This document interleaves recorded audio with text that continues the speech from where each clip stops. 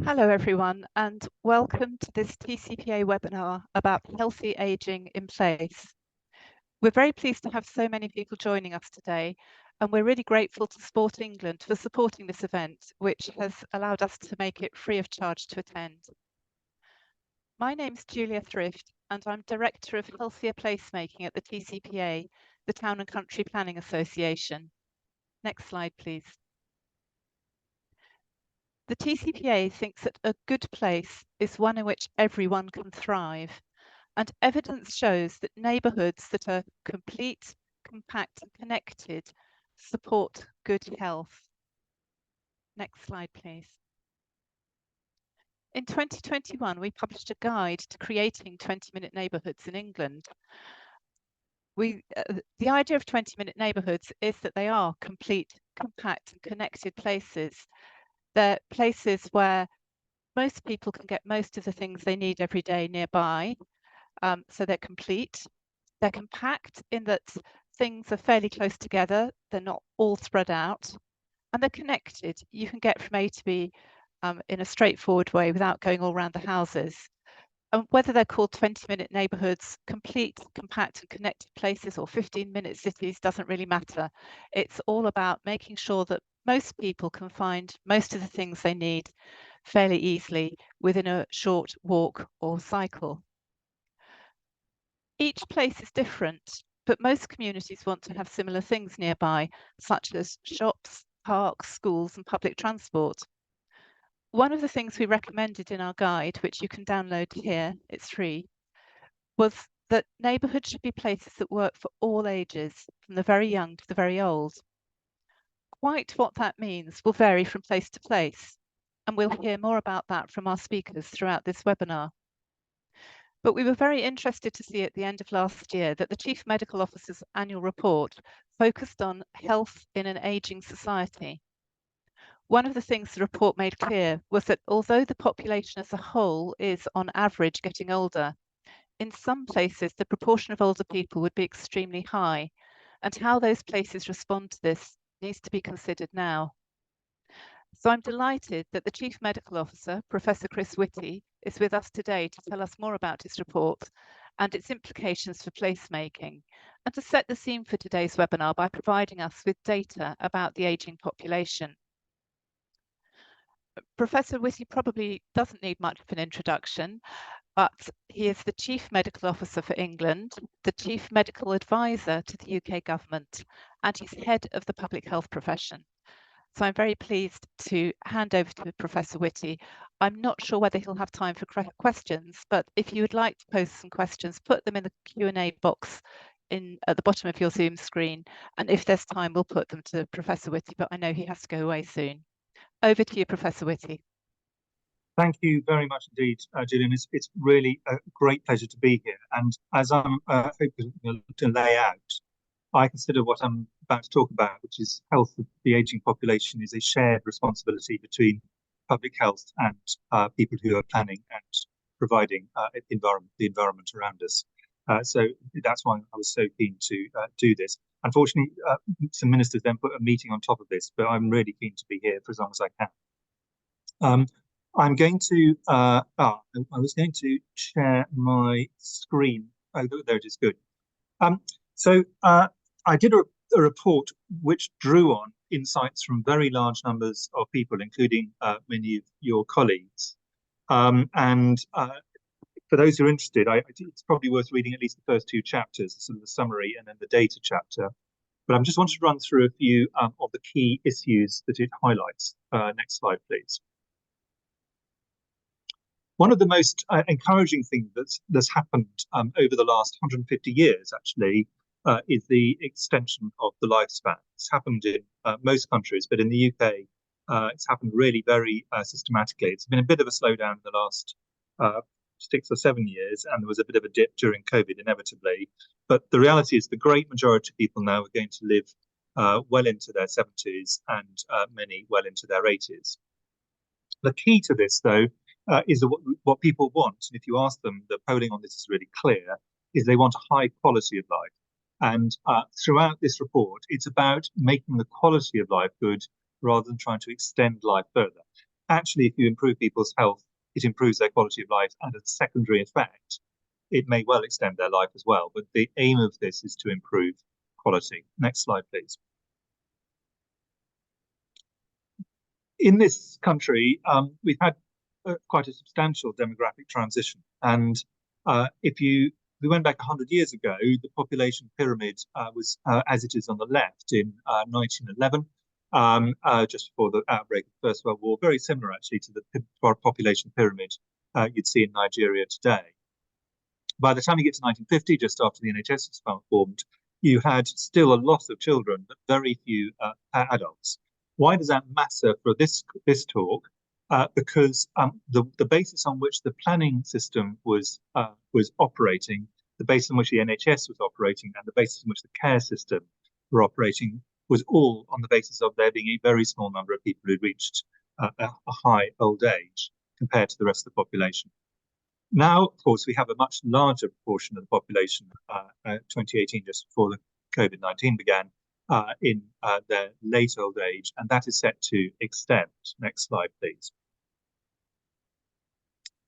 Now, if we're thinking about people who die early, under 75 mortality being a proxy for people getting serious ill health prematurely, it's absolutely centered on areas of deprivation. So on the left is under 75 mortality, and on the right is relative deprivation, and they are essentially the same map. And many of you working in areas of deprivation will be well aware of the fact that the health and environment interactions in those areas are extremely poor in both directions. Next slide, please.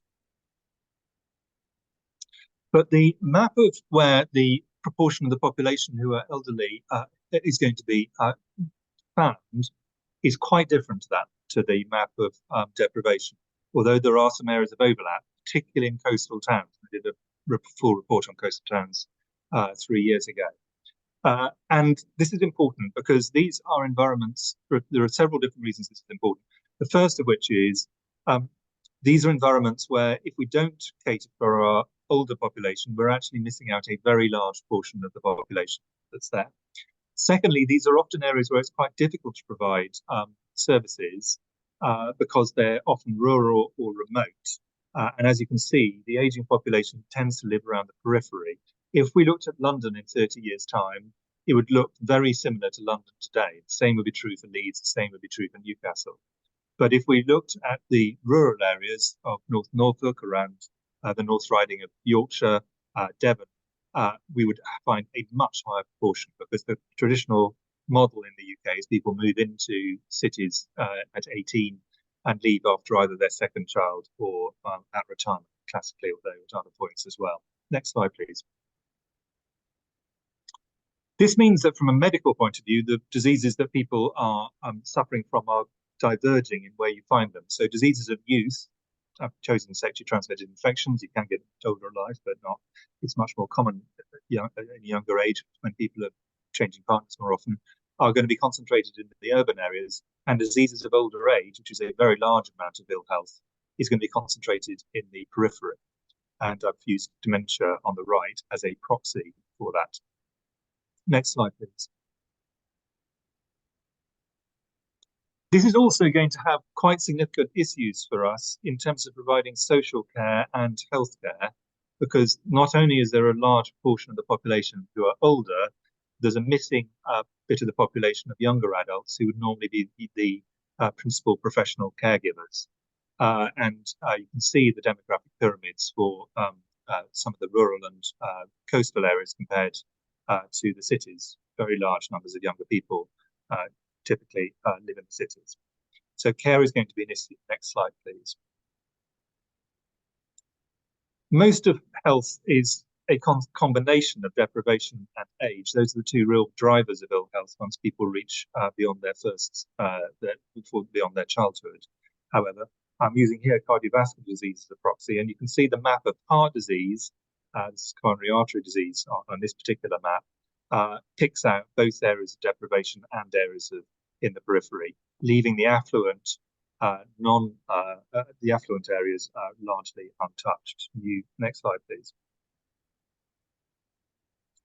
It is Important, though, to be really clear, and I hope most people on the call, or all people on the call, are aware of this, that the often quite negative impression you get from the press is incorrect, in that the great majority of people actually do not have, who are in their 80s, do not have dementia, and the great majority of people, in fact, are not living in care homes.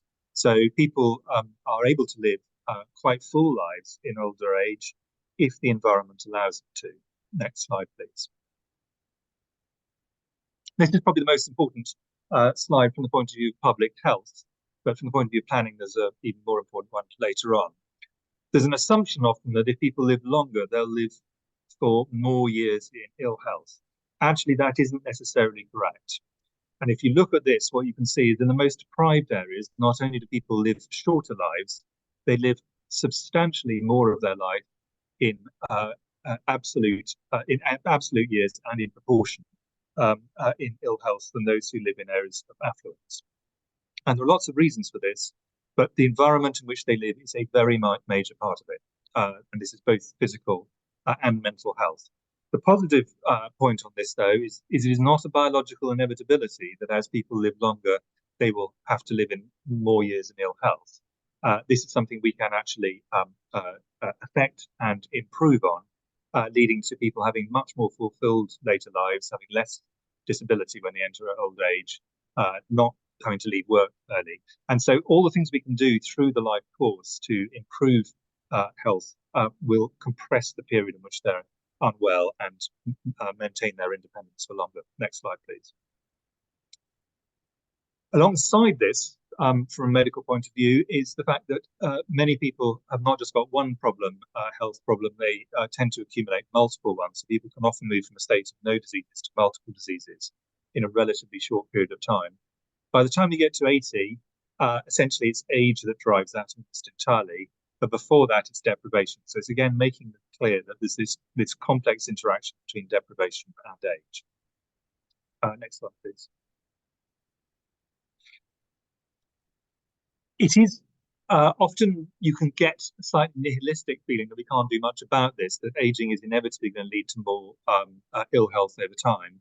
I just wanted to use cardiovascular disease before I come on to my final two slides, just to demonstrate why that isn't necessarily the case. So here is age standardized heart disease, cardiovascular disease more widely, heart disease and stroke, since the 1970s. And over that time, the incidence, the rate of people dying from heart disease has massively decreased. And that's due to a combination of factors. Next slide, please. And these are the last two slides are really where I sort of lead into where I think we need to work together. Delaying and then treating disease allows older adults to maintain their independence and quality of life for a much longer period of time. And the environment in which people live, the planning environment in which they live, is a key part of this. There's a whole area of things around primary prevention in healthcare. These are things like reductions in smoking, air pollution, which is, has a major planning component, increase in exercise, also a major planning component. But additionally, the environment in which people live can affect their mental health. So degradation of the sort of the more beautiful bits of the environment are actually harmful, but in a different way. Then there's a group of things which are really the responsibility very firmly of the health system. This is what's called secondary prevention, where you take people who have started to get early disease or got risk factors, and you then try to address them. Antihypertensives if they got hypertension, statins if they got high cholesterol, for example. There are things you can do with screening, and there's treatment. So those last three, the those secondary prevention and treatment, that is the job of the NHS principally. But the primary prevention has a lot of this to do with the environment. Next slide, please. But the other side of the coin is, in addition to the environment being important to delay disease, which it is very important to do, there is a separate part to this, which is the quality of life that older people have depends on the environment around them. And for the same amount of disability, so the first aim is to reduce disability, but for the same amount of disability, an environment that is planned with older people in mind will allow them to have much fuller and more independent lives contribute to society, and indeed not be reliant on parts of the state, than if a different environment which made it much harder for them to operate in was in place. So the built environment needs to be adapted and optimized to older people, because that's where we're heading. Very different to where we were 50 or 100 years ago, really completely different demographic profile. And this obviously includes transport, access to leisure, which older people generally have more time, exercise, and housing. My view is that geographical concentration of older adults in certain parts of the country is absolutely inevitable and only going to increase. It's not going to increase at the same rate everywhere. It's going to increase in particular parts of the country and remain very similar in other parts, particularly the conurbations. So we should be concentrating our planning efforts in particular on those areas to make them possible for older people to live independent lives. And it's much easier to plan and build for this predictable concentration if we do it now rather than waiting to retrofit it. So environment really helps to prevent disease, and then once people have got some level of disability, which we will all get as we grow older pretty well, it allows people to live independent and happier lives than they otherwise would do. So your role is as important as the public health role in achieving the goals of happy and healthy older existence. That's the end of the slides. Thank you very much.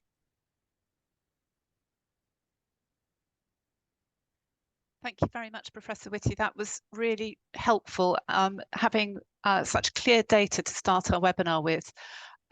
Do you have time just to take a couple of questions? Of course, yeah. Thank you. Now, obviously, you're not a planner, so I don't want to ask you planning questions, but somebody has asked, you pointed out that a lot of this is going to happen in rural areas. And do you have any thoughts about what rural areas could or should be doing to address the demographic change that started and is going to increase? If you feel that's too much of a planning question, just say. I don't at all. I think that there are there are multiple things, but I'm going to highlight two, and then maybe add one where we don't have to do anything about it. So the first one is, if you're an older person with some level of reasonable disability that's predictable in a rural area, the two big things, in my view, which are problematic, tend to be housing and transport. You all know this better than I do, but this includes active transport. So you go to a rural area and you think, why can't people actually have exercise by having a walk in these beautiful hills or the beautiful coastal area? And then you realize that actually from their house to that area, there is only a road with no pavement. And they are basically trapped with vehicular access is the only way they get to places where once they're on them, they can actually exercise, they can get to town, they can do those kind of things.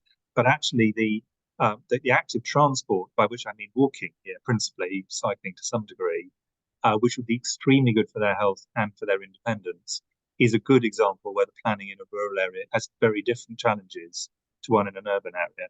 And housing stock, by and large, is different, but not always better for older people, particularly in terms of, for example, cold. You can often get a lot. If you live in a flat, you have less problems generally with cold than if you live in a detached house, which is the norm in more rural areas. There are many others. On the other hand, there are some other problems which you can be less worried about. Air pollution, for example, is not really likely to be an issue in rural areas to any great degree. So there are some things where it goes in the opposite direction, but certainly it throws up some very specific challenges. And the same, of course, is true for coastal areas. Yes, thank you. And that's a tricky one, because that's sort of town and country planning and transport planning. And lots of different fragmented systems need to come together to solve some of those problems, I think. We've had another question about loneliness and isolation. And I think we're probably all aware that it's now clear that that feeling lonely is bad for health. Do you have any thoughts about that and older generations? Yes, so the question is, of course, absolutely right, that loneliness is a major issue for older people. And of course, it was exacerbated during COVID for many people. So that has made it even more tricky for some, though the advent of video communication has, to some extent, mitigated that a bit. From the planning point of view, the key thing you don't want is to have physical barriers to people being able to meet, and particularly meet in places which are natural congregation places, you know, halls, social clubs, pubs, those kind of things. And very often what you find is that really quite small changes to the environment could make it possible for an older person with an entirely predictable level of disability, who, if it was planned well, would easily be able to get to these social environments. They simply can't do it. And that, I think, is always an extremely depressing situation to find yourself, because it's a fixable problem, essentially.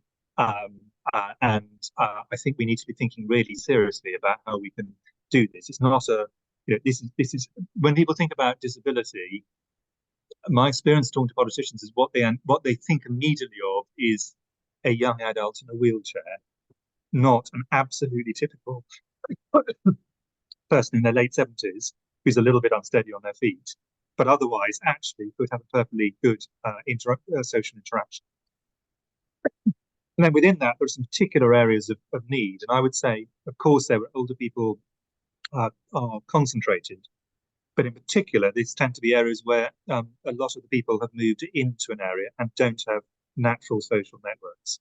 And it's very striking. If you go to places like the western part of the Isle of Wight, large numbers of people who moved when they were quite spry, people in their late 60s, then their partner dies.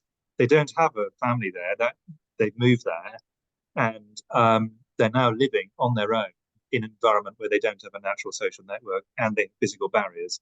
And it's not particularly surprising that loneliness then follows. So I think there are a whole bunch of reasons why we need to take that one quite seriously. Yes, that's really interesting. And so much of our work shows that there are two things that need to happen. Planning needs to create the right environments, but there also needs to be support for charities and groups that provide those social connections, and you need both of them to make it all work. So really helpful. One more quick question, if we may. What about intergenerational spaces? Are we in danger of sort of separating the generations here? Yeah, no, that's a very good question. And I think the answer is we're not separating it; they're separating themselves, not through, in a sense, a deliberate act, but because the conveyor belt in the UK, the internal migration model, is of moving into cities when you're young and out of cities when you're sort of halfway through your career. That is actually what happens, whether we choose to do it or not. We can't plan that out. That's a choice thing. Other societies go differently. If we live in Canada, it goes the other way. Older people move into cities. So this is the societal revealed choice in the UK, not for everyone by any means, but for a lot of people. But part of the problem here is, and the risk here is that if we plan things not to be intergenerational spaces, it'll accelerate that change. So if you live in a coastal town, if you don't have environments which actually are attractive for young adults, for example, don't be surprised if all the young adults leave. And that has a whole series of negative consequentials. So it is very important when thinking about the older population, we do also think about the wider population, not just for their own sake, but also because we don't want artificially to accelerate a process that's already happening and which can have quite serious issues in terms of providing the best care and best life for older citizens. Yes, and there's also something I think about providing a wide range of affordable housing in places so that people aren't forced to move out when they have children. Many people, I think, would probably like to stay where they are, but as their families grow, feel they need to move away from the city where housing might be a little bit cheaper. But these are big questions that go a bit beyond just planning public health. So, I agree with that, but I think what we shouldn't do, what my view is, in urban areas, we're fiddling around with the housing stock probably doesn't make a lot of sense, but the urban areas aren't going to be very different in the future than they are now. But I think in the areas where we can see rapid growth of an older population, I think housing that is not designed to be usable by older people, really, it's utter madness for us to be building large numbers of houses that are not usable by someone with a moderate degree of predictable disability in old age, in the areas where that's going to be 25%, 30%, some areas 40% of the population. So I think I agree that there ought to be affordable housing, but it also has to be adaptable to those in older age. If it's essentially age unfriendly, it doesn't strike me as a sensible approach. Yeah. And this comes back to something the TCPA has argued for a long time, which is planners need to speak to their public health colleagues and get really good data about their populations and use that data to inform their plans. So thank you very much for your presentation. Thank you for your report, which for those of you who have more questions, I think some of the answers might be in the report. We really appreciate you finding time to join us today, and I recommend the report to everybody. Thank you. Yeah, well, I think you collectively do as much for public health as anyone in public health does. So I'm very grateful to all of you, not just for this, but wider issues as well. Thank you very much. And now, moving on to our next presentation, I'm very pleased to welcome my colleague, Gemma Hyde. Gemma joined the TCPA in 2021 and is responsible for managing the TCPA's work on healthy placemaking. And she works with local authorities and other organisations to create healthier, active environments. And she's going to talk to us about how a 20-minute neighbourhood approach can support healthy ageing. And meanwhile, do continue to put your questions in the Q&A box. And over to you, Gemma. Thanks, Julia, and good morning, everybody. Yes, so I've been working on 20-minute neighbourhoods and healthier placemaking for the last couple of years. So I'm just going to share a few thoughts with you before the rest of our speakers come and join and sort of flesh out some of these ideas in real ways and with other lenses. Next slide, please. So we've just heard from Professor Whitty that very much where we live matters, and that's really key to how we think about placemaking at the TCPA and why it's so important that we consider people first and health and well-being as part of that. So the built environment can play a protective role in people's health and well-being, and it can enable healthy behaviours and experiences, or it can obstruct them. It's not a neutral matter. So it's about choosing which one we're going to try and promote. Next slide, please. So evidence strongly supports that where we live matters, and estimates vary, and there are various graphs like this one that's on the screen at the moment, but you know, most of what makes and keeps us healthy lies outside of health and social care. And it is, you know, what we do with our lives, how easy it is for us to be active, what we eat and drink, whether or not we smoke or use drugs or misuse alcohol. And it is that physical environment, you know, where we are born, where we grow up, where we play, where we go to school, you know, how as teenagers we transition to adulthood, where we work, and eventually where we age. That is so key to all of this. And so we often use the phrase that health is made at home, and that comes from a book by Lord Crisp, who's been working with the TCPA around the Healthy Homes campaign for a long time. But yeah, health is made at home and in our communities, and the NHS and hospitals are sort of for repairs. So placemaking and planning are deeply involved in health and wellbeing and population health. Next slide, please. So one way of thinking about what is a healthy place is this 20-minute neighbourhood framework. And there are plenty of resources on our website and older webinar recordings that you can go back to if you're not very familiar with this concept. But ideally, it's a holistic way of looking at place and saying, well, actually, what are the key ingredients? What are the key features of a place that will help to make it healthy? And as Julia mentioned, in 2021, we published a guide to 20-minute neighbourhoods aimed at council planners in England, but it is very accessible for elected members or community groups who are interested in finding out more, and it's a free resource on our website. And to create that guide, we spoke to places around the world who have been thinking about this for a bit longer. We spoke to Melbourne in Australia, to Portland, Oregon in the USA, and to Paris. And although all of them have a slightly different approach, you know, and their starting points were slightly different in why they got to this idea, all of them are very similar in where you end up, and the principles around it are the same. So it is about that living locally more of the time and allowing people to do that. Next slide, please. So in our guide, we've sort of broken down the features of a 20-minute neighbourhood in this diagram, and it covers these sort of 8 elements. We use the term 20-minute neighbourhoods, but the concept can equally be called many different things: 15-minute cities, 10-minute towns, livable communities, living well locally, which is a phrase that comes up in the Scottish planning system, or complete, compact and connected places, which Julia began to speak about before. Next slide, please. It's not really a new idea.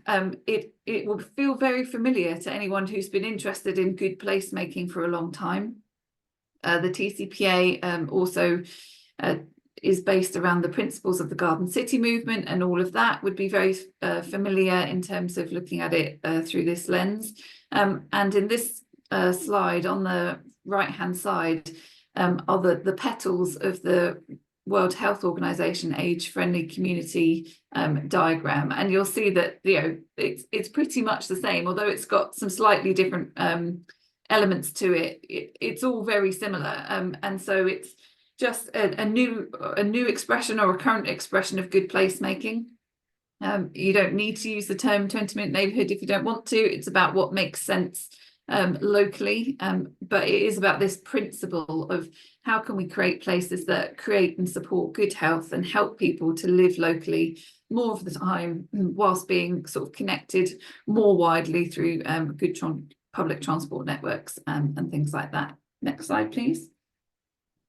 So I guess the question is, you know, if we apply a 20-minute, if we apply a healthy aging lens to 20-minute neighbourhoods, what does that look like? And certainly in the next few presentations, you're going to have a place-based exploration of that from Greater Manchester, and then also people looking at it with probably multiple lenses. So you've got your healthy aging, and then on top of that, thinking about what that means in relation to climate change. And then also thinking about it in terms of the concepts of social value as well. So, you know, there's not one way of approaching this, but these different lenses, these different questions that we can ask ourselves about placemaking and what we're planning for and designing are really important. Next slide, please. So I'm not going to go through all of the features of our 20-minute neighbourhoods diagram, but essentially you start to have things like this. So if we're thinking about homes, and I thought that statistic from Professor Whitty, around 8 in 10 over 90s, people over 90 years old living in their own homes, was actually really key to this, and so important in terms of the houses that we're creating and the houses that we need to retrofit at the moment. We need to be thinking about all of these things, and thinking about how houses need to be adaptable. They need to be appropriate for anybody of any age. So how can we drive towards that? And then perhaps what are the particular things that we need to be thinking about potentially for older people, in terms of in certain areas, thinking about more rural places as well, that sort of energy efficiency and thermal comfort and you know, fuel poverty and things like that. So it's, in a way, it's all common sense, and and if we do these things, they're good for everybody, but they do have particular resonance for certain demographics and at certain points over the life course. So how can we be better at thinking about these things and thinking them through and making sure that we're building into them? Broadband also came up, so actually that digital connectivity within the home is also really important, and increasingly will be important in terms of you know, technology in terms of healthcare. And if we're asking people to potentially be monitored at home, then we really need to make sure that you know, they've got good connectivity and high quality broadband. Next slide, please. And then you get to things like well-connected paths, streets and spaces. So actually, what are the important things for older people, or people with more restricted mobility? So it's got to be thinking about those level access surfaces. It's got to be thinking about shade and shelter and places to rest along the way. And then also it's thinking about wayfinding and interesting landmarks and things to help people get around under their own steam. And then really importantly, community transport solutions. How do we help people to get further afield when they need to, or if they need the ability to access a particular service that's further away.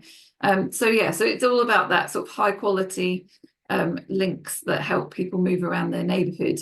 And if they're moving around their neighbourhood, then they're actually even more likely just to bump into their neighbours and help build that community connection, because these are places and spaces that are designed for all generations to come to and to meet, which is why I've left play on the way on there too, because actually in terms of activity and building people's opportunities to take part in using steps and actually pushing their physical ability, that's really important as well. And we also know we also know that many older people are helping to care for grandchildren. So how do we sort of make this an intergenerational space, and if they're out walking together or out cycling together, to make sure that that's going to work for everybody. Next slide, please. Same sorts of things, good green spaces in the right places. Gardening is a really great activity that many people, older people enjoy, and young people. But it's all about, it's about opportunity, and again about opportunity for communities to come together and to think about how we get people out in nature, not only for the physical activity point of view, but from the mental health benefits as well. Next slide, please. And then also thinking about the future of health and wellbeing facilities, and again thinking about that multi-use community facility space in more rural areas. What is the direction of the transaction? Are we asking people to go to a care service, or are we bringing care services to the community? So thinking about all of these sorts of things. And if you're particularly interested in that, I'd point you to a webinar that we had last year around 20-minute neighbourhoods and rural places, and the Wivy Cares model of social care, which is really interesting and about keeping care at that local level. Next slide, please. So at the TCPA, we're committed to supporting people and to create communities that work for everybody and in which all ages can thrive. We do have a number of resources on our website, and I'd encourage you to go and look at those. And as I've mentioned, the webinars like this are recorded and are freely available to view. And we are more than happy to get in touch with local authorities or groups who are interested in these topics, and to offer support where we can. Thank you. Thank you very much, Gemma. That was a really great overview. If you have any questions, do keep putting them in the Q&A box, and we're going to have a question and answer session at the end. So we'll put as many of our questions to our speakers as we can at that point. Several people have asked for a link to Professor Whitty's Chief Medical Officer report into healthy ageing. I've put the link in the chat and in the Q&A, so I hope you can find that easily now. So moving on to our next speaker, we now have a joint presentation from Kelly Marie Rogers, who is the Strategic Lead for Healthy Active Places at GM Moving. And Kelly supports Greater Manchester's places and spaces to become healthier and more active. And she's originally an architect. And Dr. Mark Hammond, who's a senior lecturer at Manchester School of Architecture and has a background in participatory design research approaches. So over to the two of you to tell us a bit more about creating age-friendly developments in Greater Manchester. That's great. Thank you very much. Have we got the next slide, please? Fantastic. Yes, so as our introduction, we're both from an architectural background, but today we're going to be talking about the work we've been doing with local government over a number of years. So between 2018 and 2021, I was seconded to the Greater Manchester Combined Authority and their GM Ageing Hub team.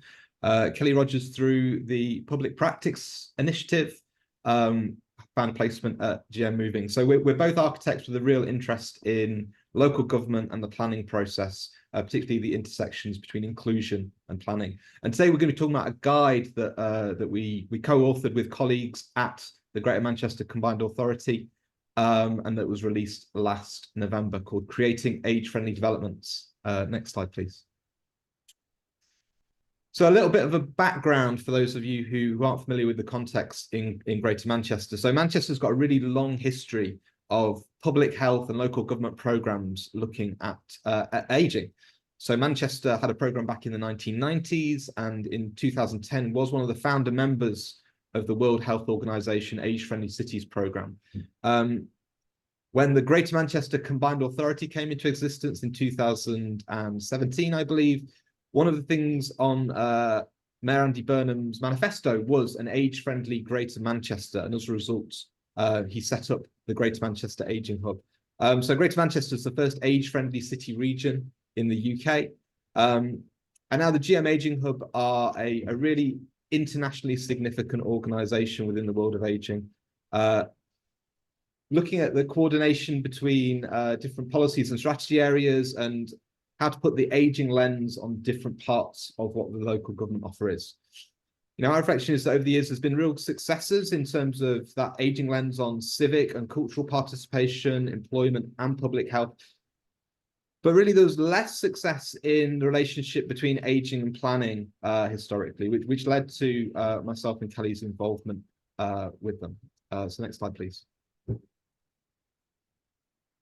So in response to these issues, we established a group called the GM Housing, Planning and Ageing Group. So we're an interdisciplinary group of policymakers, academics, designers, residential developers and operators, both in the private and the social sector, and representatives from groups like the GM Older People's Network.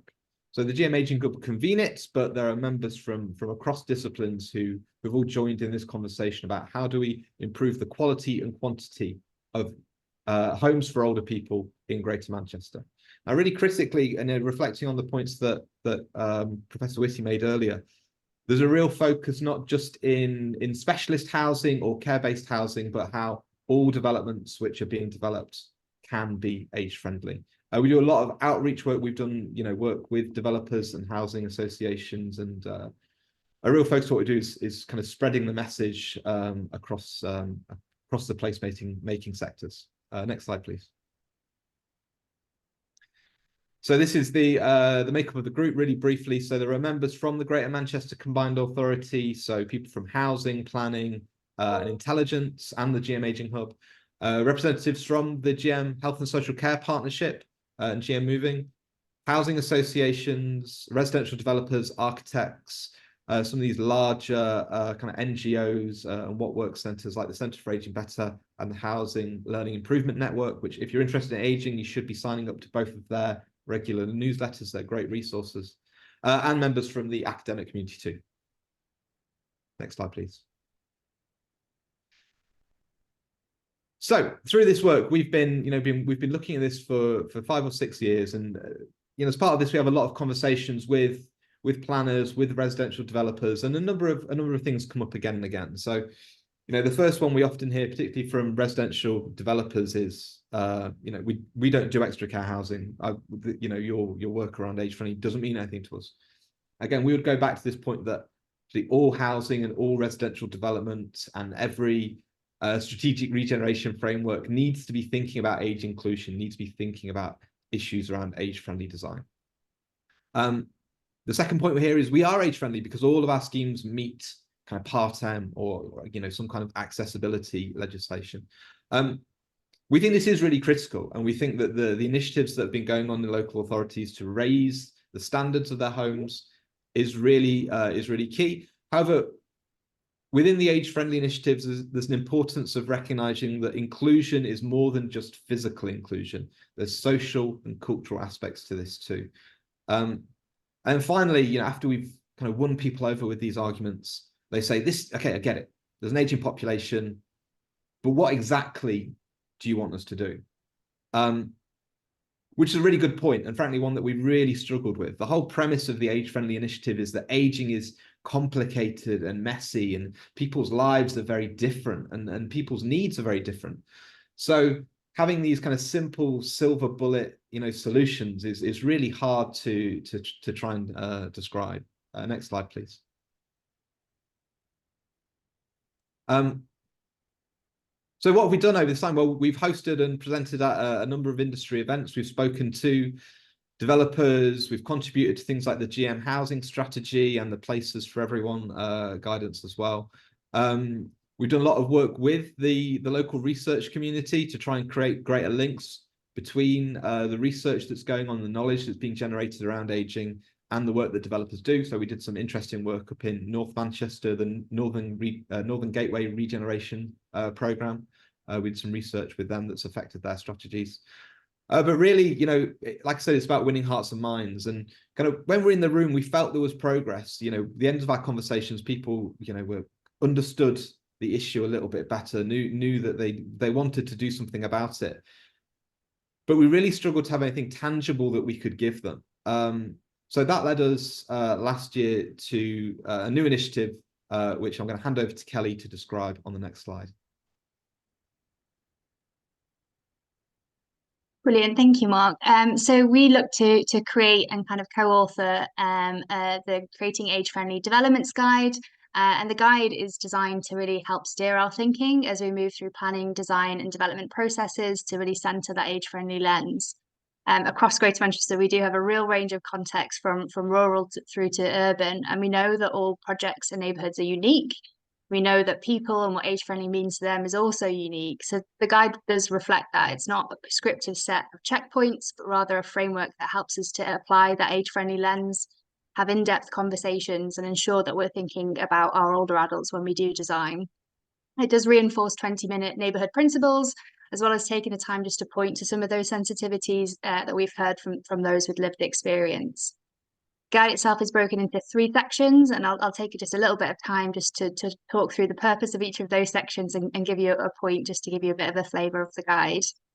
So on the first, if you go to the next slide, you'll see that our first step is to really centre who it is that we are designing for. Our older adults should be valued stakeholders. They play a range of roles in our communities, and there's a wealth of unique insights, knowledge, and intersectional experiences that can support more nuanced proposals. We need to pay attention to how we engage our older adults, how present and how clear those voices are, and to be honest with ourselves when that's not been the case. And if you go to the next slide, when we're creating age-friendly developments, as Mark mentioned, we are catering to a really diverse group of people, perspectives and circumstances, and it's really important to really embrace that variety, to shake off some of the stereotypes that we see play out so often, and to be conscious of how we offer positive language and imagery. And one way that we can do that, and one way that we're suggesting through the guide to do that, is through our CGIs and our marketing information, where so often we don't see older adults being kind of reflected within that information, which gives those subtle cues that that's not been designed for them, and that's not necessarily the kind of the residents that they've had in mind when they're looking to kind of design a place. If you go to the next slide, secondly, within that guide, we're exploring that neighbourhood scale, and pointing to the ingredients of age-friendly neighbourhood and kind of asking to think beyond the red lines there. So we're talking about how you move, how you play, how you relax, as well as how you access necessary services and facilities. And all of those are really important ingredients that contribute to the wider determinants of healthy lives for all of us, but especially as we age. And every development has a role to play in that broader patina, and we all have a role to play in our own roles to kind of centre that lens. And in conversation with older adults about their neighbourhood, what comes up so often is a desire to connect and the feeling that we don't have many places that we can inhabit and that help us to build connections. And if you go to the next slide, what's really clear is that older adults want intergenerational connection to support greater senses of joy, belonging, and perceptions of safety in their neighbourhood. And thinking about the role that older adults do play, they are increasingly caregivers in our families, and yet we're not really reflecting that in the way that we create spaces just yet. We still like to segregate users and uses. And yet many of the activities that children do for fun and the outdoor amenities that we kind of create to enable that, that help to build strength and agility, are the same kinds of activities and environments that for older adults can still be fun and help to maintain strength and agility. So one of the suggestions that we're making within the guide as Gemma's kind of alluded to previously, is intergenerational playgrounds and outdoor amenities where we can nudge children and younger people with older adults together to enjoy their company. And on the next slide, finally, we move into the home or the development itself. And here we're thinking about aspects that are particularly important to age healthily, how that development becomes a home, and how we kind of create neighbours into friends. And we're thinking quite practically about how you move through that space, how you access equipment, the ergonomics of the storage that we're providing, and how you can show off your treasured belongings. And on the next slide, we're offering a couple of simple switches that we think are so helpful. So thinking about the ironmongery that we provide, that we're specifying how would that hidden profile work if you have some reduced mobility in your hands. Can we offer ironmongery that's still beautiful, but it is easy to use? And can we take that thinking about the ergonomics through to our communal amenity, kind of thinking specifically around our cycle storage? And can we offer more diversity in that storage to make it more usable to enable older adults to travel actively and for leisure? And here in Greater Manchester, we're undergoing huge transformational change to our active travel infrastructure, but yet we're not always seeing that reflected in our cycle storage, which often doesn't offer enough accessible cycle storage, relying on kind of some of the double stack storage, which is very unwieldy to use and is a barrier to many, including older adults. So it's a bit of a whistle-stop tour of the guide, which hopefully is helpful just to give you a bit of an idea of the kind of the premise and the types of things that we're pointing to. And Mark's going to talk through what we think is the next steps. That's great. Thank you. So like I said, the guide was launched back in November. We had a launch event hosted by NatWest, Shoesmiths and Pozzoni Architects at the time, where we were really pleased to see the interest there was for this agenda. So this is, I think, 75 residential developers, and really kind of in a change from the normal kinds of events focused on aging. Pretty much all of these people are from the mainstream residential development sector, some looking at kind of large-scale regeneration sites and joint ventures in the Northwest, other from kind of national large-scale developers. You know, one of the really exciting things about this event for us was that the keynote for this event was the Director of Place for Greater Manchester, who chairs the Housing Investment Fund, who kind of made really clear that these issues of inclusion, these kind of the challenges that we've discussed about age segregation within the city are kind of real risks to inclusive and sustainable communities, and that they were looking to proactively promote how that housing investment fund is spent in order to make sure we're creating great places for everyone. After this event, we proceeded to have a number of more in-depth conversations with developers and architects. It was early days, obviously, because the guide hasn't been out yet, but we know at least 2 developers who are using it on live projects at the moment, and have some really good feedback from developers about the ability to hand over a document to a landscape architect and say, these are some guiding principles. And the landscape architect seeing that as a real kind of opportunity to do a really great job and a framework for creativity, rather than a checklist to bog them down or limit their ideas. Next slide, please. Okay. So our next steps, the GM Housing Plan Aging Group had our kind of annual AGM a few months ago, and we kind of started brainstorming what we think the next steps for this work are. Kind of critically, we want to keep the conversation going with local authorities. So obviously we've been working at this GM level, and we want to build better connections with local authority, planning, regeneration and housing teams. We also think it's critical that elected members are on board with this agenda as well. So we want to create a briefing for them. We know that architects play a big role in actually delivering and using this guidance. So continuing to work with people in the design community is important. And critically, we want to get this stuff embedded and actioned and included in things like the new Greater Manchester housing strategy, which is currently in development. Locally, at least, we see the role of the group as perhaps changing now. We're quite established, and we've got a lot of our thoughts on paper, and increasingly we're acting more as an advisor or critical friend to developers. So we have developers and designers coming into our regular meetings, presenting their designs and wanting to have a discussion about them with a group of people with expertise in this area. But critically recognizing that we have an utter lack of resources to deliver this. So the members of the Housing Planning Agent Group are all volunteers. No one is, it's convened by Greater Manchester Aging Hub, but all the people on the panel are finding time within their already busy schedules to do this work. I think it's worth recognizing there are diverse incentives within the group, though. So, for example, the reason I'm involved is that universities really like when research has impact. So I've got an incentive to be involved. We know that kind of other people are in it for their own personal development or for their own learning, or for how this knowledge they're generating can help their businesses. So even though we've not got a big pile of cash lying around, although if anyone has a big pile of cash, please do let us know. There are still ways of affecting positive change. Next slide, please. Okay, and this is the final one, I think. So this is some reflections, I guess, on this wider process over the last 5 or 6 years of trying to develop a head of steam around kind of housing, planning and aging.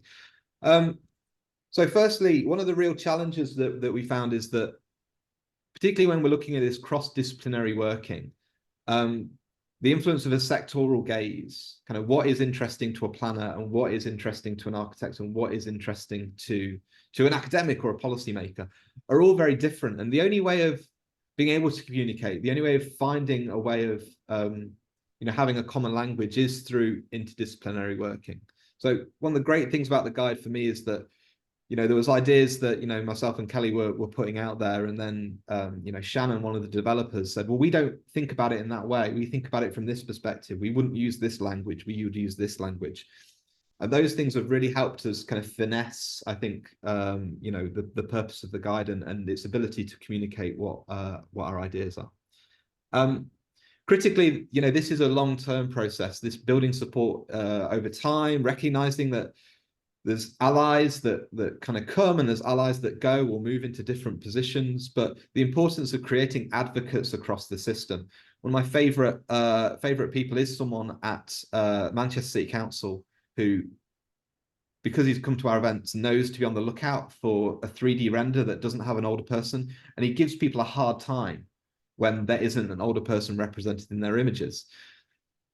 For the architect or for the developer who's presenting that image to them, there's a tiny bit of perhaps embarrassment or shame, but hopefully that moves on towards, well, what is our response to this? How can we start thinking about this in a different way? And then, like I say, the importance of finding the right levers and incentives for this work is really critical. So, the example we gave about the Director of Place talking about the Housing Investment Fund is, a mechanism potentially of actually achieving change on the ground. I think that might be our final point. But thank you so much for the invite. The links are all here. We can put them in the chat as well, I'm sure. And if anyone's got any questions, the GM Aging Hub's email address is on the screen, but you're more than happy to contact myself and Kelly as well. Thank you very much. Thank you very much, Kelly and Mark. That was really fascinating, and I think there will be lots more questions. There are already some questions in the Q&A box. Those of you in the audience who have questions, do put them in the box and we'll do our best to answer them at the end. We now have a 5-minute break. It really will be 5 minutes. We'll be back at 10:35 and we'll be starting then. So please feel free to have a very quick break and we'll see you very soon.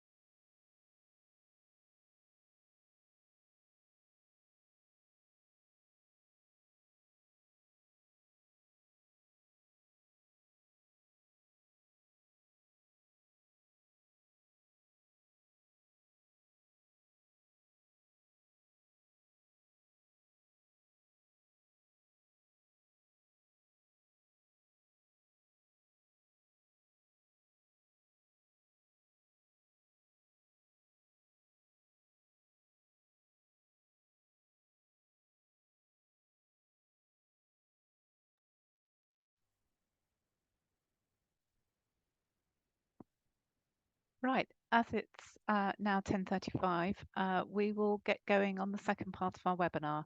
I hope you're all still with us.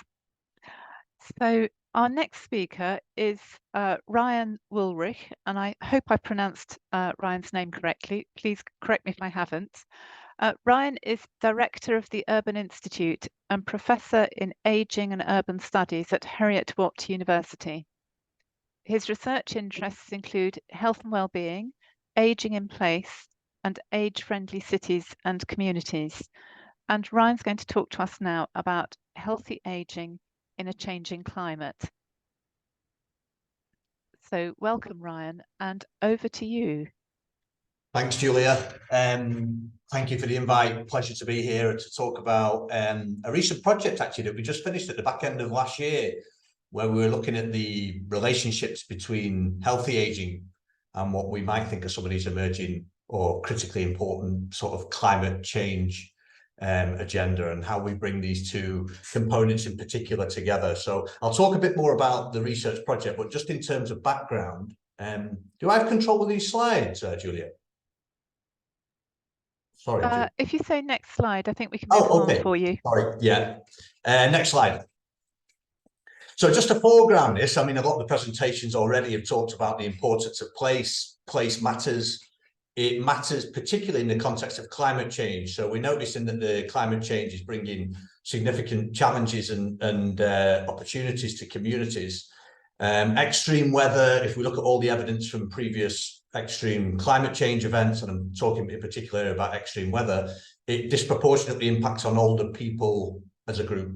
So if we look at excess mortality from heat waves gone by, we notice that the data suggests that older people are more likely to be impacted.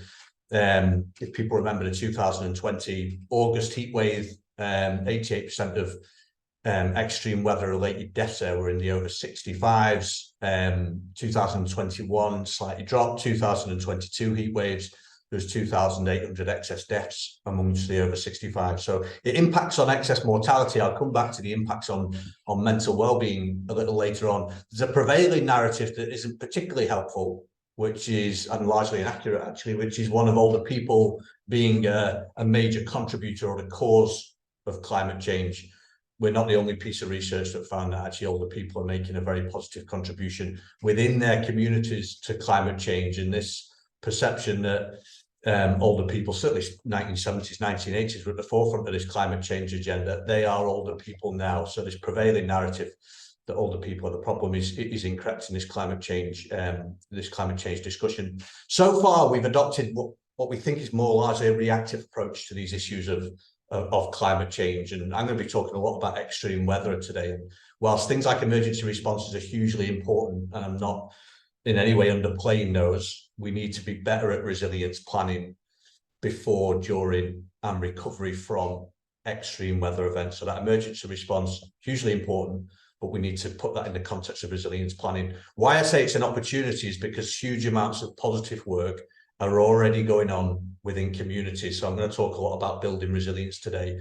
And in some communities, they were very clear that we are resilient. Thank you very much. You know, we've lived through pandemics, we've lived through other crisis events, particularly areas of sort of urban regeneration have seen huge amounts of change. And they said we're very good at adaptation and mitigation. Maybe we haven't operationalized this in the context of climate change, but there's a lot of good stuff, positive assets already within communities. So in some ways, it's just connecting these more effectively in the context of climate change. There are existing placemaking frameworks. They've been talked about today. The age-friendly framework is one of them. We have a place standard in Scotland. One's called the place standard with climate change, with a climate change lens. So it's starting to look at the ways in which we can create local place-based interventions. But a lot of that work has not effectively brought these two components of ageing. We've got the age-friendly cities and communities network with the climate change agenda. All of this being framed around this idea of ageing in place, but more specifically about aging in the right place. So aging in place will only deliver successful outcomes, and Chris Whitty talked about it earlier. Subsequent presentations have talked about this. If we are surrounded by the amenities and the resources to age well, and in the context of climate change, I'm suggesting that we take that aging in the right place context and say, how can we design the supports locally for people to be more resilient to the impacts of And in my case, I'm going to talk about extreme weather here. So that means storms, extreme heat, and flooding events, and the impact that that can have on and does have on the community. So the combined effects of climate change on the healthy aging of older people now and in the future will have to be much better understood first, and secondly addressed urgently by policymakers and urban planners. So how do we leverage that cross-sectoral working in a way that will deliver positive change for communities? And next slide, please. I won't talk about this other than to say all of the petals of the age-friendly city community flower have implications for climate change, so we can move around all of these dimensions, and these should be seen and are seen through the AFCC movement as cross-cutting. So we will need cross-sectoral interventions in order to address climate change, but within our study, and I'll talk about some of that in a moment, all of these were brought up as critical areas that we need more work in the context of climate resilience, and particularly for ageing communities. Next slide. So the aims and objectives of what we did, we managed to acquire some UKRI funded research. UKRI essentially a funding body of cross-council initiatives that disperse money for urgent and critical research and innovation initiatives to universities and increasingly non-academic groups as well. But so we had three central aims to what we proposed to do. We started this just over a year ago, and as I say, we delivered the results at late sort of 2023. But the first objective was to explore, okay, we've got this age-friendly city communities movement. What does it mean in terms of how we can build climate resilient interventions? How can we enable healthy aging in place? And we're approaching health as grounded in place. Again, pretty much common across all the presentations we've seen today to say that place matters in determining health outcomes, and we need that individual social and community infrastructure in order to sort of age well. Secondly, to identify the barriers and opportunities to deliver an inclusive AFCCs, and particularly we focused on more of a community-based participatory approach, and essentially that means working locally with communities in order to design interventions that are relevant but that are context specific. So we're saying that actually individual responses in terms of climate change are going to require local level solutions. Demographic makeup in communities is different. The assets that they currently have can be different, and this sometimes maps onto issues of deprivation. And what's going to be needed in terms of local partnerships is different, and therefore context is hugely important. And then to co-design recommendations for how we can support healthy aging in response to the climate crisis, and how we can better facilitate that. Next slide. So what did we do? Just 4 phases. I won't talk too much about the methodological detail of how we went about doing this, but we started off with a policy and practice mapping event, inviting policymakers and practitioners across various different sectors, health, social care, transport, outdoor spaces, to better understand what the issues are. So what do we think are going to be some of these climate change challenges, and what implications will there be for age-friendly cities and communities? We then went out into local communities to talk about what this means for older people in particular. So what do you understand about climate change? How will it impact you, or how is it impacting you both now and in the future? What do we want to see in terms of designing resilient interventions, building on the current assets? So these were these community dialogue events. We held these in Belfast, Edinburgh, Leith, I should make the distinction, Belfast, Edinburgh, Cardiff and Manchester. What we found working in each of those areas, and they were framed around, certainly in the case of Cardiff, Belfast and Manchester, were around the age-friendly communities work and cities work that's already been going on. Huge amount of support from city councils, local community and voluntary sector organisations, and older people in particular, in order to support those events. Stage 3, we took all that community dialogue events and we say, what do we think that you're telling us? We identify themes for each place, and then we did co-design workshops. Okay, so we know what the issues are, what is change going to look like, and we brought older people together with policymakers and practitioners for that event, and then we held a knowledge exchange event a bit later on. We produced some briefs, some community summaries in order to feed back to communities. Next slide. We had a graphical illustrator on the day, so we had different ways of capturing this information. Some of it was at long table events, which are just a way of engaging people in different ways of speaking at these At these events, we had knowledge cafes, we had participatory mapping approaches. So we brought different forms of co-design to better understand what communities want. And then we produced some graphic illustrations on the day of what people were telling us. And hugely diverse, as I said, across communities, both in terms of the impact of climate change on healthy aging and health and well-being. So what was clear here that it's as much a mental well-being impacts that it does have on physical well-being. So yes, people talked about issues of mortality, those living with specific conditions who are more likely to be impacted by extreme weather, but also the mental well-being impacts. These are not just the anxieties around what climate change will mean. I mean, that came up, that was important. Generational anxieties around what this will mean for younger generations were coming up in most of the workshops. But also the mental well-being impacts of displacement from community. So we spoke to people who had been displaced by flooding events. It impacted on mental well-being. That displacement and psychosocial displacement from communities was often long-standing. Rehousing was particularly problematic. But it impacted on social isolation. It impacted on social exclusion. There were a number of areas in which healthy aging was impacted by climate change. And others who had talked about the impact of extreme weather on communities, community infrastructure, those that felt that there were things that we could build on within communities and other things that are needed around this. So we had these graphical illustrations, and then what we developed from here is a set of recommendations. And next slide. Which are perhaps more prominent. We've documented this in these recommendations in a report. We produced these themes. These aren't our themes. They're produced from the workshops. They're informed by the engagement. So people say, well, this is missing or that might be missing. And that might be the case, but these are just informed by how we went about doing our research. And just going back to that, we spoke to about over 200 older people within these communities and roughly about 140, 150 policymakers and practitioners in a broad sense. So that's inform the qualitative work that we did as part of this. And these were our themes. So at the centre, we had climate resilience, and these were our cross-cutting themes that surrounded that sort of wheel of climate resilience. Next slide. So just to take us through some of what those sort of recommendations were about the work that we need to do in order to better engage people and policymakers and practitioners, and the kind of things we need to be doing more of. Critical here was empowering older people towards climate action.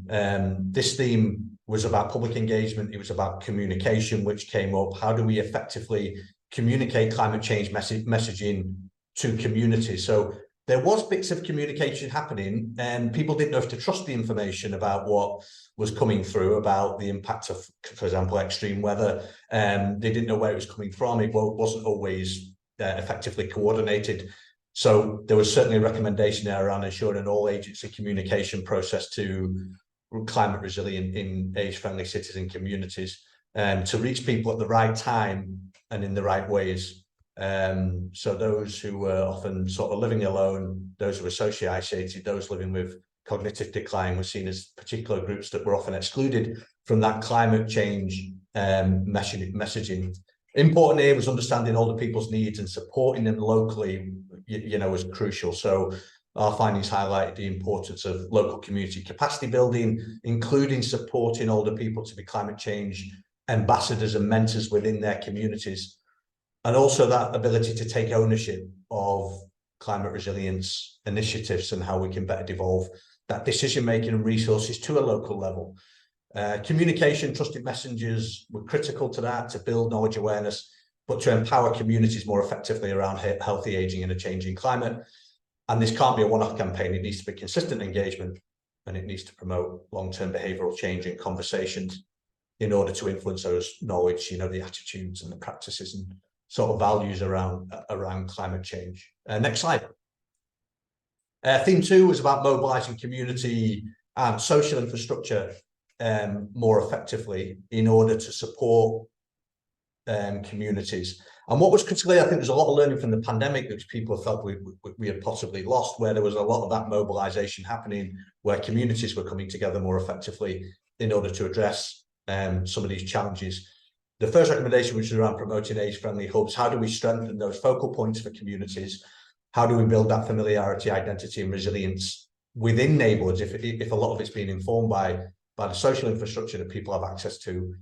how do we create those spaces within communities that are non-threatening the ability to engage in social interactions, knowledge sharing, which might also coordinate emergency response coordination at the same time? How do we build on existing community assets in order to deliver more effective solutions? How do we enhance some of that sort of social and community infrastructure around that? Digital skills came up as being a critical lifeline for a number of communities. There are or were the similar issues that we probably all aware of about digital exclusion within certain communities that can be problematic, but also digital equity and inclusion in order to address that would be more effective in terms of enabling individuals to stay connected to health and social and community resources during extreme weather. Comprehensive resilience planning was fundamental to all this. So how do we develop those comprehensive long-term resilience plans at a community and a city level? And how do those plans encompass a spectrum of requirements that older people will do, but will also, again, address that building before, during and after extreme weather events? Next slide. Enhancing mobility and transport for healthy aging. We found that some older people were just entirely cut off from mobility supports during extreme weather events. There's a lot of good work going on now around climate resilience, transport services and planning for climate resilience in the context of transport delivery. Needing to understand some of that best practice and how we can effectively integrate it within communities is important. Some of those things that become more acute that, again, have come up in different slides and people's work around wayfinding, navigating outdoors being particularly problematic, it becomes more problematic during extreme weather, even more so. So all those things about, barriers to accessing or getting down to the end of the street become more acute during extreme weather. How can we develop, again, some of that best practice around climate resilience outdoor spaces? Shady bus stops, tree-lined streets, adequate sort of resting and shading points for the community. The other cities, again, some of that international that actually do it very well.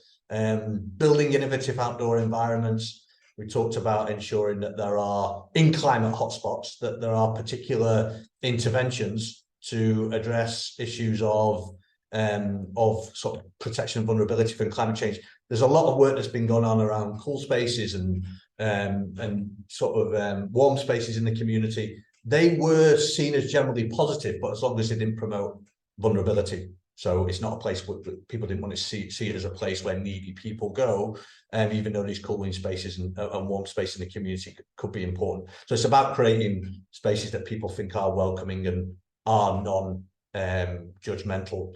Aging and active travel was common, and it's about ensuring that, and this was more related to climate change behaviours going beyond extreme weather, but how do we reevaluate the planning and be more imaginative about how we can build inclusive sort of older people's preferences around active planning into communities and support cycling and other forms of travel.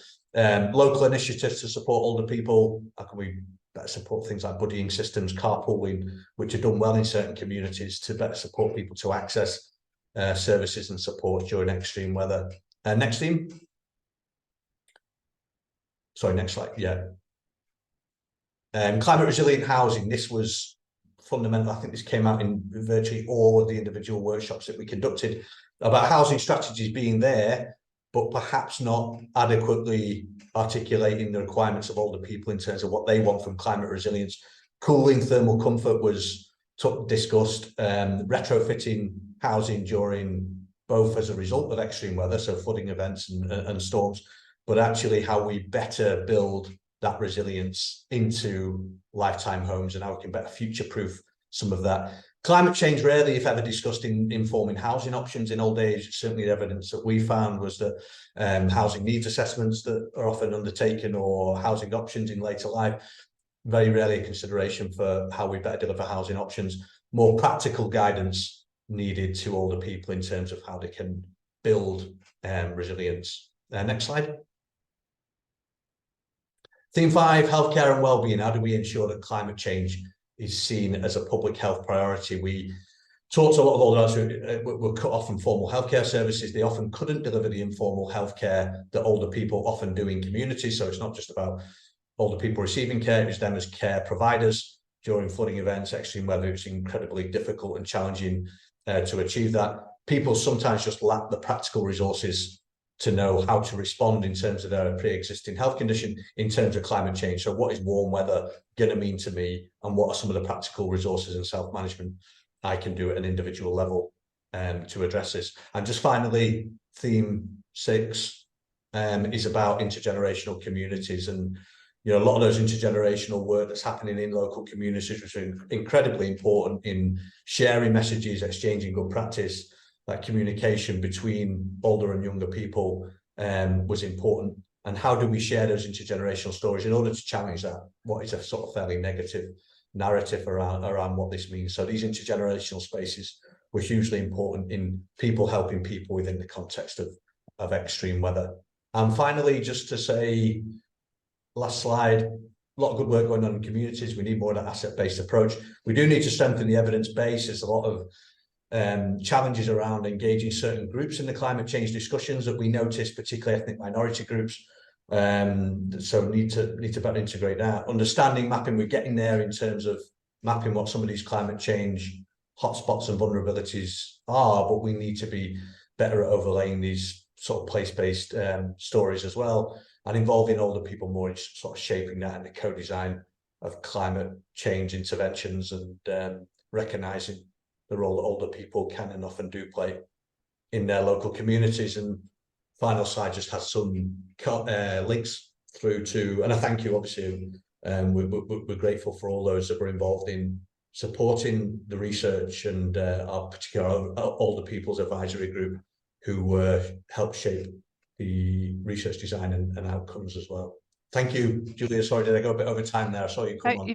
Just about okay. Thank you very much, Ryan. There was so much food for thought there. Thank you. But we are going to move on quickly to make sure we have time for questions at the end. So do put your questions in the question and answer box, and we'll take as many as we can. But I'm going to move on swiftly to our next speaker, who is Dr. Louise Lafortune from the University of Cambridge.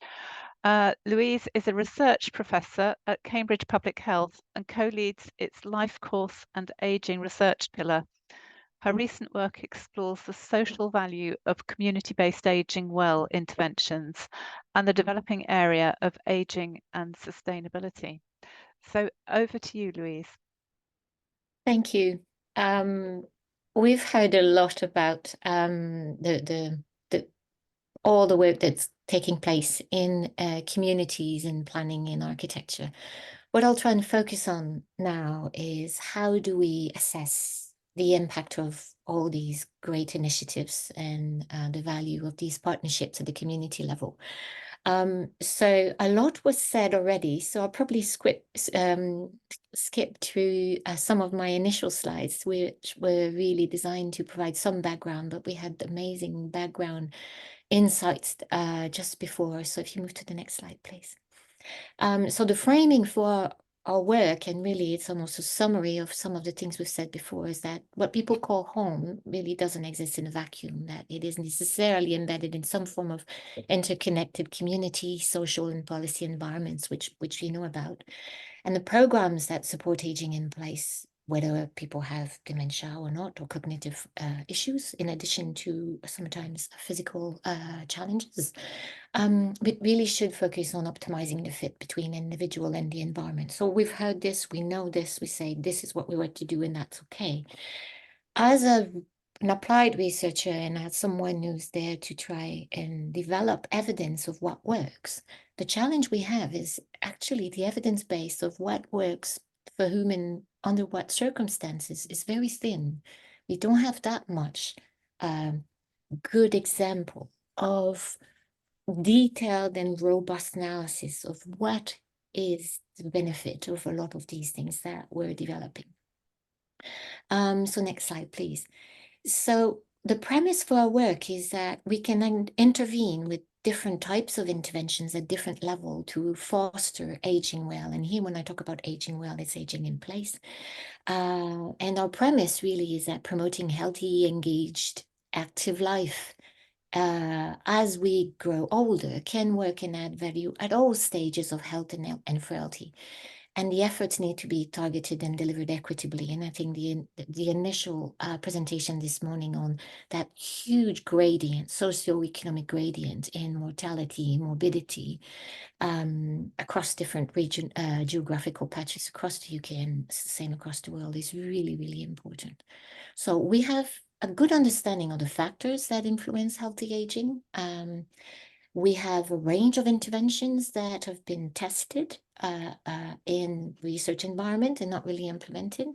And we know that solutions have to be tailored to need. But where we are at and what I'd like to focus on is really demonstrating what works and adds value. Next slide, please.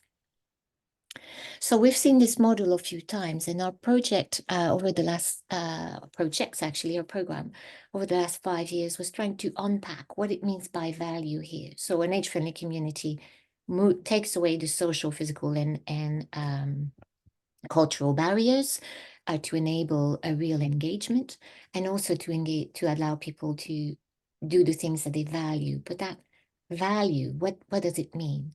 And just linking to the previous conversation, this whole model that is really a priority of in the new decade of aging, where a lot of work is going on to measure what is the impact and how can we do better in supporting older adults, really links to a number of sustainable development goals, including the climate, but also other sustainable development goals around poverty and equity. So the model allows communities or county levels of different multidisciplinary groups to come together across aligned with a similar agenda. So the next slide, please. So Gemma did do that earlier, so I'll go quickly to the next one just to show that I was trying to map how the age-friendly community relates to the 20-minute neighbourhoods or sustainable neighbourhoods and the different models. And really, there is a real overlap in terms of the dimensions and the priorities that communities focus on to say, how do we live well, really, as a community? The two that are in dotted lines is because the link was not as obvious for me in terms of the indicators and what we have focused on in the age-friendly space.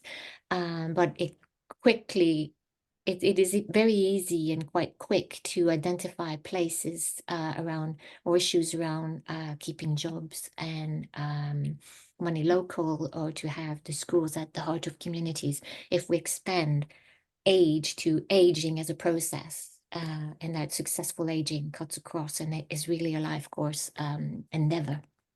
So we'll move to the next one quickly. So our program, I won't focus on all of them, but our program on the social return on investment, or the social value of age-friendly initiatives, really builds on 7-8 years of program with different nuggets, if you want, or components that allowed us to understand the evaluation needs of communities.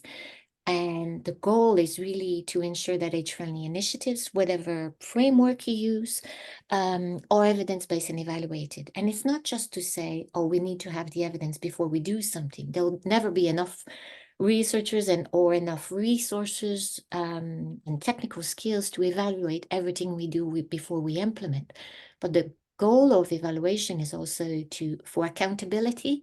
When we talk about making sure there is a physical space that works for older adults, but also the social space, a lot of the support comes from resources and assets that are available in the community. A lot of support comes from the third sector, who have to demonstrate accountability and the impact to keep and maintain their funding to carry on the work. So the sustainability, not from a climate perspective, but the sustainability in terms of the time and the ability to maintain these social structures that are, in a sense, mapped onto the built infrastructure that you do when you change the pavements, when you provide more loos in the parks, better lighting, accessibility of the physical space.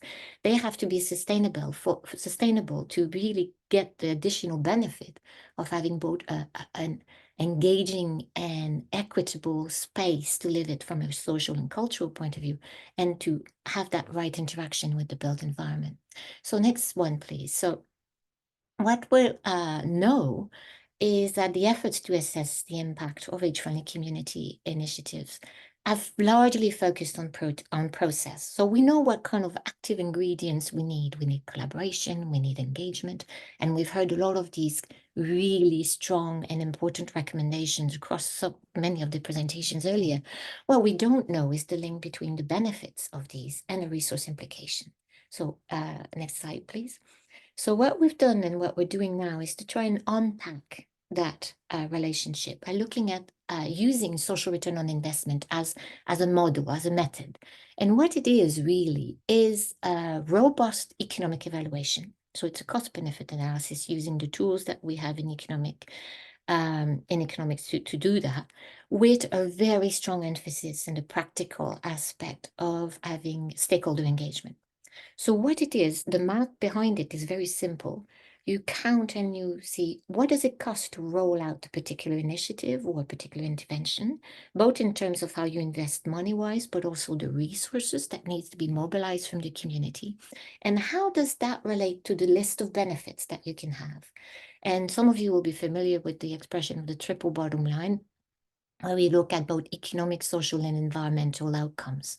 And the social return on investment with the partnerships with communities is going to help you identify the benefits that are the ones that we want to try and measure, the things that we're trying to change. And it asks the question, if we spend £1 in the delivery of an activity or service, can that same pound be conceptualized as producing value and benefit for the community? And it's often a ratio, we say, how much value accrues divided by the resource that comes in. And you have, if you invest £1, how much benefit can we count back? And the new or sometimes the difficult concept to grasp here is some of these outcomes, economic, social, health, are in a way transformed into a monetary value as a common metric. So the actual amount is not what we're looking for, but it's the relationship between how much we invest and how much comes out, using monetary value as a common metric, as a comparator, to give us a sense of scale and to be able to rank where the benefit accrues, so that the investment in the context of various, I've seen a lot of the questions in the Q&As, how are we going to invest in this? How do we make the right choice of where is the better value for investment? This is a tool that we can use to help us make some of these decisions. So if you go to the next one. And here I was trying to cover some of the different outcomes. So we heard about what people want. So it's about optimizing opportunities for health. It could be focused on trying to decrease morbidity, changing behaviors, increasing participation in social interactions. All these benefits that we've heard in the last hour and a half, how do we capture them? And how do we bring them together to understand the overall benefit? And that's what the method is trying to do. To address the inequality issues as well, so some of these evaluation or the focus in, we can focus on specific populations to make sure that the activities not only are good for everybody, which is obviously a main goal, but to make sure that by trying to make it available to everybody, we don't create additional barriers for some groups. So we could be looking at particular group of the older population who are maybe more vulnerable, or looking at different subgroups who might not be physically different, might still be super healthy, but there are different aspects of who they are that might, or where they live, that might create barriers to engaging. So these are the dimensions you have to keep in mind. Next one. So what we did here, and here is just a summary of the last research project to say, what is the social value? What is it? What kind of outcomes can we measure? What kind of resources go into sustaining these complex interventions at scale? And the output of the project is not about having two very detailed case study of the social return on investment of an age-friendly community, but it's about providing people like planners, the councils, the people involved in some of these changes, including people who are behind the development of the 20-minute neighborhood, for instance, a place to go to identify the social values so they don't have to start from scratch every time. And also to have a kind of reference point to say, what type of resources, what is it that we measure? So in the next few slides, I have quite a few, and I could skip. They're just really visual representation of what we have. So the first thing is that, what do we know at the moment, the value of age-friendly community initiatives or aging well interventions? So we did a quite detailed and in-depth systematic review of the literature. So we looked at basically what was written on the topic, looking both at the scientific literature, so peer-reviewed papers, but also we went quite deep in Google, in Google Scholar, and a range of organizations to identify what we call the gray literature. But it's not gray in and of itself, it's just a different source of information that often emerge from practice and consultancy. We identified 24 studies, and we looked at thousands of hits. So there is not a lot out there on age-friendly communities. 21% of these papers were UK-based. And you probably wonder, why is that the case?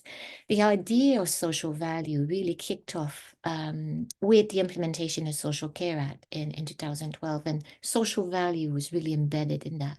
And said the commissioners have to demonstrate or to commission on the basis of social value. And that created, in a sense, it created the momentum to develop the method, to create some expertise, to help and inform the commissioning planning process. So many of the reviews, I mean, almost all the papers we found are relevant to you today because they are UK-based. And I tried to look who participated in these studies. So I won't read the numbers, but you can see there's quite a lot of participants, older people with dementia, informal carers, as well as a lot of health professionals. And all the studies we found had a positive social result. Not all of them were good quality, but of those that were quite good quality on the number of criteria, all had a social return. And the next slide is just a, can you go to the next slide, please? It's not meant to read all of this. It's just one summary of some of the good quality studies that we found. You can see the date. Some of them are a bit older. They're all based in UK, one in Ireland. And they are social return, full detailed social return on investment evaluation of some types of initiatives. So first one is around social connectedness. And how do you read the ratio? Here what we have is they were looking specifically, just that first example, at hospital readmission. And you can see that you have investment of £1 and a return of a high ratio 48 here because we talk about social care. So if you go to the next slide, and this is just an example. So we'll skip a few of these slides if that's okay. Louise, you just got a couple of minutes left. I know. I'm completely untimed here, but I'll wrap it up. So when we talk about social values, what we're trying to understand and to generate is a list of outcomes that we can compare. So here is just an example. You could look at different types of interventions and you have different outcomes. If you flip to the next one, what you want is to be able to have that big splash at the end and be able to combine everything. Skip to the next one. I'm sorry about the timing. So we looked at different types of outcomes, and this is just a summary of the various things we did. And the few next slides, and I think I could just stop the slides, to be honest, because I'm really running out of time. Is we tried to look at different stakeholders who were involved in age-friendly communities. We did the survey with older people to confirm the list of outcomes that people agree on. So it's not something that we knew if there was an alignment between the outcomes that people in the community are interested in or the planners might use and the older outcome. And we confirmed that this is all very much aligned with some of the key domains of the WHO framework and some of the core outcome sets and the indicator guides that we have. So the core message around the age-friendly communities and the types of planning and built environment changes that you're trying to do is that there are a number of support tools that can be used to assess the social value, and the reason of the rationale for doing it, if it's available to practice, is to allow a sustainable development of some of these interventions. Now I skipped some of the key examples only because of time issue, and I'm sorry about that. And I'll just stop and I'll just take questions. Thank you very much. There was an enormous amount of really helpful data in that presentation, Louise. Thank you. So we do have time for questions. Perhaps our speakers could all put their cameras back on, and I will put some questions to you. Now oh, yeah, that's wonderful. Great. Welcome back, everybody. So we have had lots of questions. I think just wave at me if you'd like to answer some of them. So the first one I'd like to put to you all is, how can we effectively involve older people in planning and the decisions that are made about planning? Would anyone like to address that? Mark? Hi there. Yeah, so I can reflect on some work we've been doing in North Manchester, kind of outside of the guidance that I presented. You know, there is a real challenge when you're looking particularly at a large scale regeneration site that leads to the engagement naturally leads to consultation, which sometimes is just the transmission of information more so than a genuine collaboration. However, in North Manchester, there's been some really interesting things. So you know, the Development Partnership, Far East Consortium and the City Council commissioned the university to do stakeholder engagement. We did a kind of huge research report where we kind of interviewed about 50 older people and stakeholders that supported them to try and get an understanding of their hopes and fears of regeneration in their local area and what they thought equitable development might look like for them. You know, similarly, up at the North Manchester General Hospital site, we're doing some work there with the developers Bruntwood and the Manchester Foundation Trust. And again, we're working with intermediates and other organisations. I think for these kinds of projects, there is that next stage, which is you know, when a strategic regeneration framework comes out, making sure that all of that is correct and right. But then when we're moving down to that design stage, I think that's where there's a really critical opportunity for older people to be more involved. You know, I think it's beholden on the developers and you know, the clients for this work to really take leadership and ownership of those kinds of issues. Getting architects and designers involved earlier in a process during the strategic definition stage rather than just the building design stage. We see examples where that happens, and you know, the outputs are really fantastic.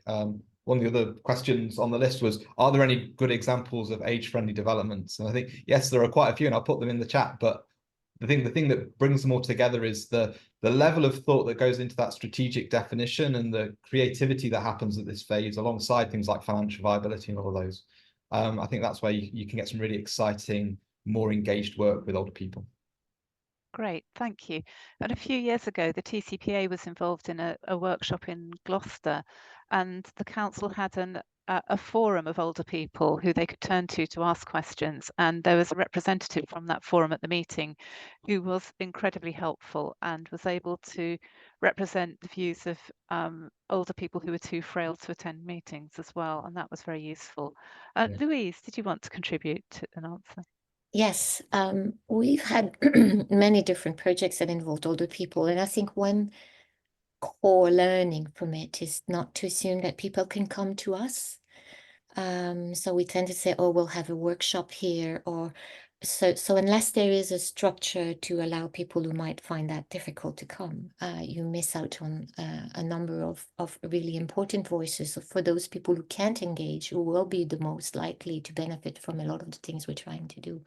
And the different mechanisms, sometimes we use workshop, we also use the proposed interview, and not with Zoom, just with phone calls sometimes. And we had more of a general community survey, both online and on papers, that was available in some space, trusted space, where people could just look and tick some of the boxes and leave it behind without having to formally engage in a process that for some might be intimidating, or might just need support for it and they won't have it. So being very varied and thinking about who is it that you need input from at the beginning, and I think is a key to not excluding people from the process. Thank you. And Ryan, would you like to say something? And I wonder if you could also just say a little bit about the place standard tool. That might not be what you were going to say, but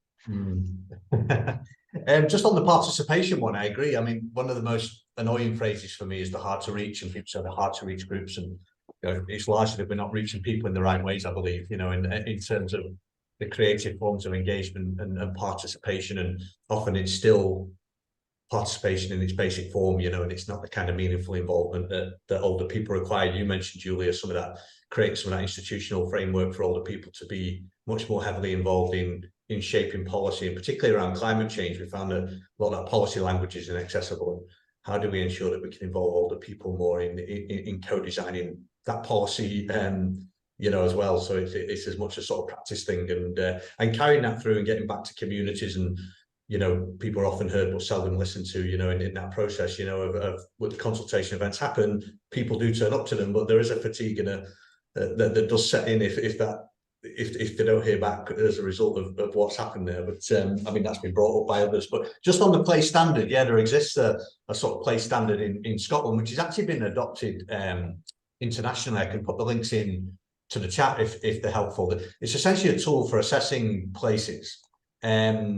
And it has moving around, public transport, traffic and parking, you know, it has various different things about space and play and recreation and housing and community. And it's now been adapted in a climate change context. And it also has a set of questions for engaging in dialogue around climate change. So again, the language around climate change can be often challenging and accessible, but so it creates some questions for dialogue with communities about how we can get people involved in these climate change discussions. But the place standard, I can put a link into, and I've seen it used in housing developments, for example, where they start off with a big board of, you know, this is what we want to create in terms of this housing development, and then sometimes it tends to get lost along the way. So I think it comes back to some of this stuff we said about, well, you know, how is it being implemented effectively? How's it being, well, policed might be the wrong word, but how is it being, you know, evaluated in effective ways, and what is the responsibility, rather than it just being a guiding framework. But I'll pop the chat in the. Thanks, Ryan. Gemma's already popped it in the chat, so or in the chat. Yeah. So do take a look. It's free to use as well, and we're great fans of the place standard tool at the TCPA. One of the things it can do is you can talk to different groups of people about the same place and see very visually, very graphically, how their impressions and their experiences of that place differ. So it's a really good way of drawing out the differences between, for instance, older people and younger people, and how they perceive a place. Yeah, I think one of the things just to mention there, Julie, it was jointly built by the NHS, Health Scotland, so there's a health focus to this, the Scottish Government, and I think Architecture and Design Scotland, if I'm not wrong. So it has different sectors involved in actual development of that place standard, which is always good to see. Yeah, absolutely. We've got another question, which is also about involving the right people in the planning process. But this time it's about how do we involve the NHS and health and social care. Increasingly, the NHS is trying to get out of hospitals and into the community. And we've recently had ICBs set up. So the NHS has been slightly reorganised again. And they part of their remit is to support population health. And I wondered whether Kelly Marie and Mark, from your experience in Manchester, did you involve the NHS? Did you involve social care? Yeah, I can kind of start off a little bit. So partly just fundamentally my role is kind of funded through Greater Manchester's Integrated Care Partnership. So that's an area in which, although I'm not kind of directly employed to them, they're making, you know, the capacity available to have the voice of, you know, health kind of coming through kind of quite clearly. We do have, you know, kind of representatives from the ICBs and Integrated Care Partnerships themselves. And there's a lot of work that's happening across Greater Manchester, because we've got kind of devolved powers across the NHS here in Greater Manchester, where you are seeing a lot of work around kind of healthy homes. And I think at the moment that's kind of really centered around mold and kind of cold. And actually it's interesting to kind of hear your perspectives as well, Ryan, as to how that might shift over time. But there's a particular focus because of particular kind of incidents that's happening in Greater Manchester at the moment. I think we are really keen to kind of keep working into that, and understanding what are the innovative responses that we can have to kind of get some of our older adults out of hospitals and into places that is actually more kind of enables them to kind of heal and kind of get back up on their feet. And we know that hospital isn't always the best place for that. Yeah, I completely agree. And just to add to that, I think an interesting thing in Greater Manchester is the kind of development context in which we've got quite a number of very large regeneration sites in which the council and sometimes the NHS are themselves part of a joint venture, and that being a lever for those kind of issues to be kind of fed into that process in a really strong way. So I mentioned that some work that's going on at the North Manchester General Hospital site, which is they're building a new acute hospital and a new residential community on the site. And they're really keen for that residential community to be an exemplar, age-friendly community, healthy aging community, and something which kind of catalyzes industry in the Northwest and kind of is an innovation that kind of promotes kind of wider development to take these initiatives into mind. Great, thank you. Ryan.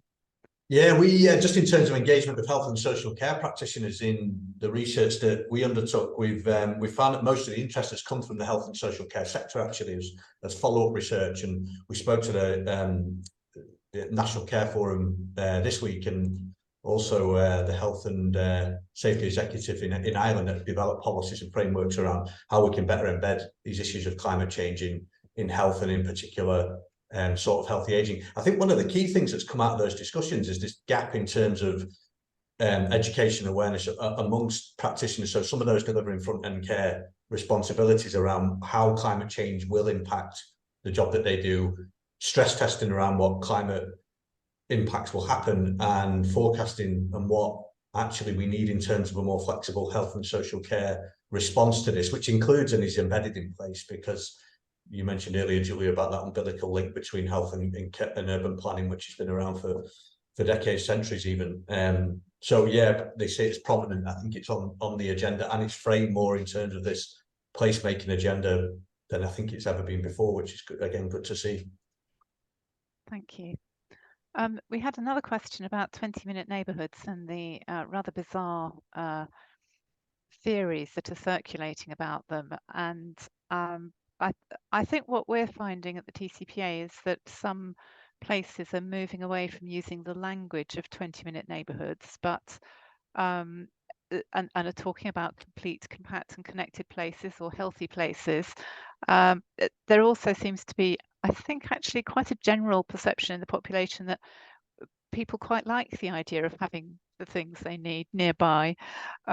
And so it's interesting when you listen to discussions about it that actually most people go, oh, that sounds great. That's exactly what I want. I really wish there was a shop down the road and a library and a park, and there isn't. Gemma, I don't know whether you want to say anything about your experience of talking to councils at the moment. Have they been put off the thought, or are they still interested in what the 20-minute neighbourhood idea could provide for communities? I think the principles of it are not really in dispute from the local authority side. I think it is about facing the reality that you may come across this challenge and actually being prepared for that, and not just being like, oh, here's a good idea, doesn't everybody think it's a great idea? Oh no, somebody doesn't. So it's about actually being quite clear and clear over the long term about the things it is, and not being afraid to have that narrative and make sure that your officers and your elected members understand the narrative and can stand up and actually point out. So when somebody says it, it's about restricting you to live within these 4 streets, it's actually, someone can say, actually, that's not what it's about. It's actually about X, Y, and Z. So I think it's about actually being slightly better prepared from a comms point of view. But the idea does have value for many people, and it does sit at this convergence of the things that we've been talking about today in terms of climate, healthy places over the life course. So it is quite a useful idea in that respect, and it almost doesn't matter where you start from. If you start from the climate point of view, if you start from the health point of view, if you start from you're doing something about transport, you end up in the same sort of placemaking idea of, well, actually we have to think about this holistically, and we have to think about it in terms of people, and not just, you know, can I use my car to go from X to Z. Thank you, Gemma. And today's webinar has been one of a series of webinars that the TCPA has held over the last few years. We've got all of the recordings are free to watch. There are all sorts of interesting things, like how can you apply 20-minute neighbourhood ideas to rural areas? What can we learn from other countries? How can neighbourhood planning be involved? So this webinar will be posted on our website as well, so you can come back and rewatch it. So if you go to the TCPA's website and look at the healthy placemaking or search for 20-minute neighbourhoods, you'll find plenty of free resources there. We hope you've enjoyed today's webinar. I'd like to thank our speakers who've contributed some really fascinating insights into how we can create places that will support all of us as we get older, because we are all getting older, inevitably. I hope you're also interested in the TCPA's wider work and might think about joining the TCPA. We need all the support we can get to carry on, and the more members we have, the better. So do take a look at our website, do sign up to our newsletter, and we very much hope that you'll be in touch with us soon. Thank you very much, and thank you very much to all our speakers.